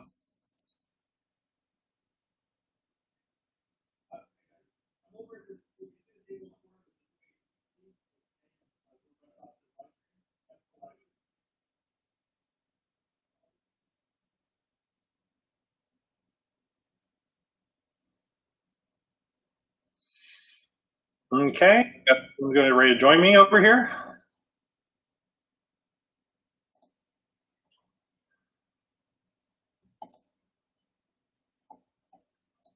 Hey Terry, how you doing? I made it! Yay! I'm hopping. Hey.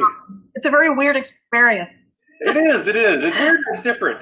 Give me 1 second. Let me go. Let me make this live here. I got to walk into the room. Can you give a little, maybe while I walk over there and make this a little bit bigger for people so that they can see the full video? Can you tell us a little bit more of like how do we connect with you on social? What have you been doing with the shields? And give us a little bit more after the behind the scenes that we didn't get on the panel. Okay, sure. Let me know when you're ready.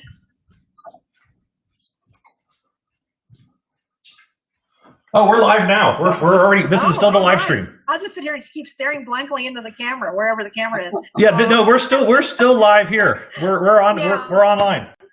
All right. I got it. Okay. So yeah, well, we've been working with Michael Gwynn, who is a program associate that we worked with before. He's a Department of Defense engineer, and he reached out asking for help with a protective face shield project that he's been working on. He stood up a lab at a church in Old Seminole with 14 big 3D printers that he's been running 24 hours a day, 7 days a week, 50 days now. And he's been able to produce, with the help of a whole bunch of volunteers on site and off, 18,000 protective face shields over the last month or so. All of those have gone directly to area hospitals. And when he reached out to us, it's a big project to manage. And so he was getting a lot of requests from people who wanted to help. So we took on the role of being the 3D printing brigade coordinators here at AMROC. And what that basically meant was as people came online to volunteer, they would comment under a thread. It's actually a Facebook group, a closed Facebook group. And people would comment under the Tampa thread. They would reach out to me. I'd send them documents and the files they needed to print. And then 2 days a week, we're at AMROC on Tuesdays and Thursdays, and people drop off their shields. And so we've been collecting about another 200 shields a week just from the volunteers. The volunteers currently include Hillsborough Community College, Mosey, and then Mosey's been running their own program as well, but now they're helping with this effort. and a bunch of other just individuals, students from USF, volunteers from AMROC who had 3D printers, and they all wanted to contribute. Everybody wants to do something helpful. And so we've been doing this now for, I guess, 4 weeks, helping Michael out. And it's been really instructive. We work with the volunteers as they've learned how to use their machines in a more productive fashion other than just for hobby stuff. There are certain criteria that you have to have for these shields. So you have to learn how to print them properly, how to handle them properly, because there's some protocols for keeping your work area clean, packaging these things up, labeling them with the type of filament that's used. Michael has got a standardized product, which sets us apart from some of the other volunteer efforts. So it's very standardized. We have 2 particular shield prints that we do. And at AMROC, I had done a little show and tell earlier. Oh, hang on. So this is actually one of the shields. This is the one, Steve's got one as well. This is actually Can the you pass it process. between the cameras? No. Yeah, would that be cool? Here we go. Wait, I've got one similar to one he's got. Do that again, Steve. Okay, well, we got that. Anyway, there we go. So there's 2 kinds of face shields. This is actually one that was developed at the University of Wisconsin. This is a really standard face shield. This one is the one that can be used it's just foam. There's no 3D printing involved. We can do about 50 of these an hour manually. And these are going to be used by law enforcement, by people working as they start to go back to work and they start requiring more, protective equipment in the small salon or restaurants and kitchens and things. These can be used very easily there. They're disposable, but they can be cleaned a few times. Alcohol, you can clean the shields on them. They're very easy to produce. So, there's a lot of applications for these things. So in the short term, they've been helping, provide critically needed PPE on protective personal equipment on the front lines of healthcare workers. And as we move forward into opening up our businesses and communities more, they serve to protect people in a different way in small businesses so that you can open within the parameters of keeping people safe. And if you're just wearing the face mask, it extends the life of the face mask. It just keeps it cleaner and it makes everything, a little bit better. So that's one of the things that's really amazed me about all this is just really the army of people who've come out that have 3D printers that have and they're going, how do I help? And then, just so many people are just like, well, what can I do? And to have even the emotional impact of having the resources to be able to do something. So many people are paralyzed thinking that they can't do anything. And it's like, no, there are things to do. Even if you're just assembling parts, there are things you can do to help. And that really just gives so many people, I think, hope.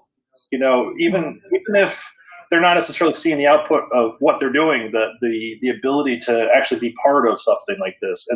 But seeing all the makers come together, it really kind of gives you an idea of the future of innovation, the future of how. And what's nice is we're looking at this. We had mentioned before the distributed community factory model, right? So as we mobilized in Tampa alone with this one project, and there's hundreds of volunteers doing similar efforts all over the place. With this one project, we've got 30, 40 volunteers in Tampa Bay working on this one project, and then the model of this distributed community factories worked so well, it's been extended to Lakeland. Under the MRG 3D umbrella, extended to Lakeland, Ocala, and Sarasota, where different companies are doing the role of AMROC, right? So there's an architectural company in Sarasota that is the hub leader there. There's another group in Ocala that's the hub leader. And so this idea of, this is your one main contact, everybody's doing the same files, everybody's learning how to do this, everybody returns it to the same place, and it all goes back up the line. It's a little factory. And you can mobilize that factory at any other time in the future if there's a critical emergency, right? So if anything comes up where parts are needed or something is needed, now you can call on these volunteers who have now learned how to use their 3D printers in a very different and effective manner. I learned how to use it better. We've had them in the Fab Lab for a year, and I haven't really played with them that much. And I was forced to learn how to, how do I slice a file, and how do I make it fit on the bed, and how do I clean it up, and how do I get it, make it work. And it's really satisfying to be able to do something more than a tchotchke on it, Right. I mean, I've played with them myself minorly, but really getting a chance to where you're now doing production, and so many people are like, oh, it's fun to do little prototypes, or it's fun to do little tchotchkes, but now it's like, wait, no, these are things that are solid, that are working, that are real.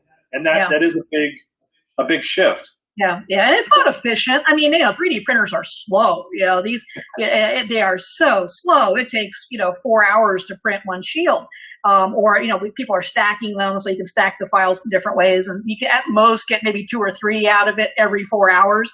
And so it's not a fast process. These with the foam and the elastic are extremely fast to do. And you can produce them, fairly cheaply, but it's not, and we can't forget, it's not a replacement for what should have been there, right? This is a stopgap measure. These are not medical grade pieces of equipment. Hello, Bonnie. Hey, Bonnie. Yeah. So, but anyway, it's been really fascinating thing to do. And in the meantime, we've also been able to keep, mentoring students through virtual mentoring projects. And we just started the sewing circle that I hope more people will join in on to help produce the face masks, actually for the homeless community. So with Pioneer Medical Foundation, they serve the homeless, the underinsured, and the uninsured. And their main project right now has been working in the tent cities that have been set up to keep the homeless community sort of in one area and sort of, they keep testing and checking people, but none of them have face masks. And so this project is to produce face masks for the homeless community and for others that get treated in the uninsured and underinsured communities. So I think that's a particularly interesting project that I'm pretty excited about. Thank you so much. I appreciate it so much, and especially giving us a little bit more of the update, because I just know we don't have time. But where can people follow you online to get more information? Website, amrocktambabay.com, and then we have Facebook, Instagram, and Twitter, and all those are linked on the website. Awesome, thank you. And Bonnie has joined us. So Bonnie is the person behind the scenes that doesn't get the recognition that she deserves, because she is the one who helps make sure we all get here. And then so many times we're like, okay, well, we got a place, but what happens? It's Bonnie has our newsletter. She's the one who gets us out here. She's the one who tries to make all of this come together. So Bonnie, we just want to give you a thank you. I'm not going to put you on the spot here. I'm just going to say thank you so much for helping me. But you really deserve a lot. Bonnie's amazing. You do. You're so patient. You handle everything with so much class and warmth and humor. It's really appreciated. Thank you. Of course, I'm getting like 4 or 5 bottles of wine after this. All the guys are bringing me wine. Good. No, it's delightful. It's a really great group to work with, and there's so much good going on in the Innovation District. It's great to be a part of that. Feels good, so I like it. I like the people I work with, and all of our members as well. It's really fun. Well, excellent. Thank you. Well, I may. Do we know of anyone else who might want to jump on? I don't know who's here. I can go back downstairs and see. Yeah. Maybe we'll do that. We'll run downstairs real quick. I'll let the live stream keep running. But yeah, so we go here to this table. Yeah. Should we sing and dance? Or? Sure, you can sing and dance. You may do that, Terry, but I'm leaving now. Yeah, so whoever's sitting at this table, it's being live streamed right now on Facebook and YouTube. I'm headed to a JMI, the Zoom meeting that I should have been on at 30 minutes. Wait, leave me alone. Nice seeing you, Tracy. Good. Thank you, Steve. I appreciate it again. Do you want to stay here and chat with folks? I'll go find some others to send up here. Sure, that will work. All right. So where are we? We are in the. Okay, there you go. You have a much more, greater presence for live stream than I do. So, and you have that really cool background. I just got a ceiling fan shadow going in the background. Yeah. So I found this is a program called XFID. XSplit Cam. VCam. I like that. I can even share it here. So if I share my screen, see if I share this, you'll see this. And so this is Split Cam. And so from here, I can change my backgrounds. Or what I can do, which is really nice. So there's my real background. Oh, there you go. Yeah. But I can ghost the background a little bit. So now I'm just kind of in front of a kind of a shadow background. Yeah, a little Vaseline on the lens, yeah. Yeah, they're offering a lifetime deal for $20. Oh, that's pretty cool. And so, Zoom has all the virtual background, so you can do all the cool stuff. You can go, right. Boom, you can make the, yeah. Make what is this one? What is this one called again? In the background and make it, kind of nice like that, And what is this one called again? It's called XSplit Cam. Okay. XSplit VCam. Okay. Nice. And so what it is it just becomes another camera source. And so then you can use that camera for anything. So if you're using Hangouts or any of the other programs, I mean, this is some of the fun stuff that I kind of look at is where, when you're trying to show technology, how do you, what can you do? What is available? The message from the office, everything's fine. You know, Yeah. Eddie just joined us. I think he wants to kind of be part of the live stream here because Eddie was our master of ceremonies. Yeah. And he's not there. He's a mystery person. He's still muted a little bit there. But yeah, so this can do some really kind of cool stuff. I can just remove the background completely, which just makes me a floating head because I'm wearing black on black. Which, you know, what better to be master of ceremonies than just a floating head? I think if I did the whole, like, it did this. Oh, there you go. And then just hide your arms. Yeah. Well, that's cool. This is really interesting stuff because we've been working with the kids a lot on, you know, doing the virtual mentoring sessions. And it's really interesting, you know, as they're all tuned in. They have a totally different approach to doing it. We try to look kind of professional. We do this. They don't care. They come in, you know, chewing on a pretzel. And it's really, really interesting. They always look bemused to be talking to the adults on there. And when we had done another event on Lunch Pool, it had high schoolers on it. And it was just like real life. Like you'd show up at their table because you were supposed to go around and talk to the different youth teams. You'd show up at their table. They'd all stop talking because the adult got there. And it was great. It was just like real life. Oh, there's a grown up, you know. So that was pretty cool. It's funny. Yeah, it's interesting. We have Eddie here, but Eddie seems to be no video or mute. Yeah. So I'm not sure what's going on there. But I think probably, you know, I mean, we should probably end the live stream a little bit. I just wanted to do a little wrap up with a few people who are here, and maybe go downstairs and see what's going on. I may just take the live stream and jump around the room a little bit. All righty. Well, you take care. Thank you so much for giving us an opportunity to share a little bit more. Absolutely. All right. Bye-bye. Thank you. Bye-bye.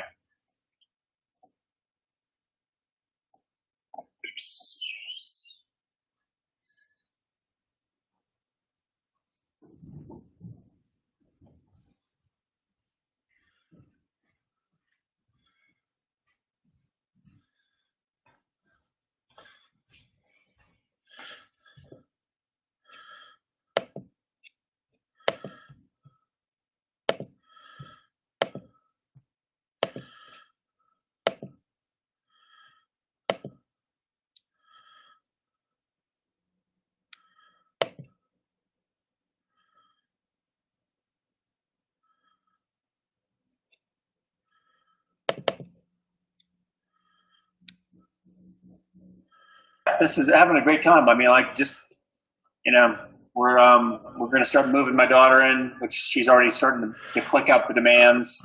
So I'm going to have to roll here in a second. Hey guys, any last words for the live stream before we sign off here? What's that? Any last words for the live stream real quick before we sign off? We're just kind of getting some last feedback.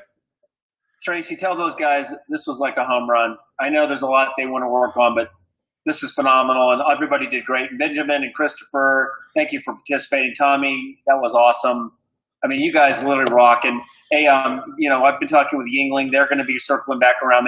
Everybody wants to help. I mean, we're creating ways for helping and love our city.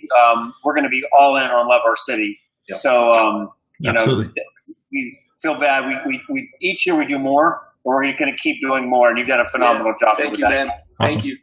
Thank you so much, guys. Opens back up and we figure out when we can do it. We're still going to do some great stuff. We're there. We're going to get you the resources. We're going to do it. People are going to need the help more than ever before. Yeah. Sure. Every Friday, man. I mean, the line, we have two lanes of cars. It wraps out our parking lot, goes into the next parking lot, and then the other lane goes down Fowler Avenue. So we stop traffic on Fridays on Fowler in that far right lane because there's just so many people lined up to get food, man. I mean, there's well over 100 cars that are in line, and it stays that way until we run out. And we run out of food, and there's still a long line of cars. Yeah. So we need to sit down. Is your coffee shop open yet? Okay. When is it open? Thank you, guys. Thank you. Thanks, Tracy. All right. No, the coffee shop is not. Nothing's open now. I missed it.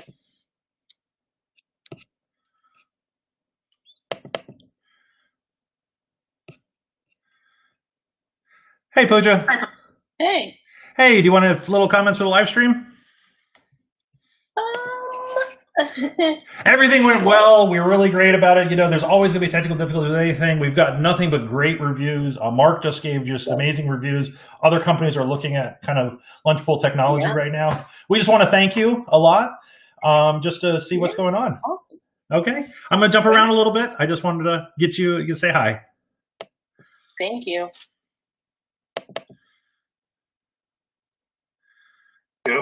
Yeah. Hi, guys. Happened. I just wanted to jump in and see if you want to have any feedback for the live stream before we ended it, just as how you thought the event went and any last minute feedback. I thought it was great. I think the more we use it, the more we see what the opportunities are and how to use it, getting more comfortable with it. So I think for me, it's a second event, and I'm some things opened up today. It's like, oh, you can do that, and so it's really excited to keep using this technology throughout the year and just get the events getting bigger and bigger. Excellent. Well, thank you so much. And Christian Kester, say who you are just for the live stream so that people know, who we're talking to. Sure. Christian Leon. I'm the executive director of the CEL, the Community Enrichment Lab, and that's a sister organization to the IP. So we're the charitable arm and kind of boots on the ground. Very important right now. Very important. Thanks, guys. I'll let you guys get back to your conversation. I think that's one of the great things about this is you can have those private conversations in a large room instead of having the so much. Thank you. We appreciate it. Yeah, this tech. Yep.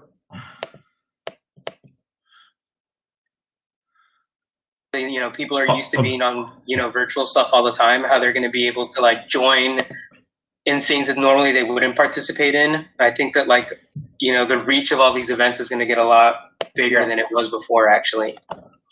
Yeah, I agree. Yeah, and that's one of the reasons we really chose this platform is I think one of the things that the Innovation Partnership does is we bring people together. And just having a Zoom meeting doesn't really bring people together. We've all done Zoom calls, and it's like, great, the main people get to talk, but you don't get to talk to the people. And they really get a chance to have all those people individually talk. That was what I was really hoping for this. So thank you for your participation, and I'll let you guys get back to your conversation now. Thanks.